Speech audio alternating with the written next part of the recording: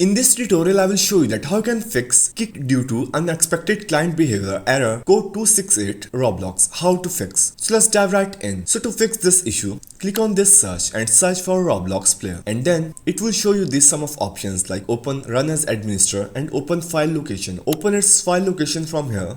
Then right click on this Roblox player and open up its properties, where you will be on this shortcut. You have to open this compatibility and then simply check it. Run the program in compatibility mode. You can open up this and select Windows 7 from here, and then select this run the program as an administrator. Firstly click apply and then OK. Then right click and here it will show you this troubleshoot compatibility. Open it. It will start detecting issues in your Roblox player. Then it will show you these sum of options to try recommend settings or troubleshoot programs. Select this first one and click on this test the program, and it's fixed now. If the problem is still there in your PC or laptop, what you can do is simply uninstall this Roblox and then install it again, and your problem will be fixed. So these were the fixes to fix kick due to unexpected client behavior error code 268 Roblox. How to fix in just few steps.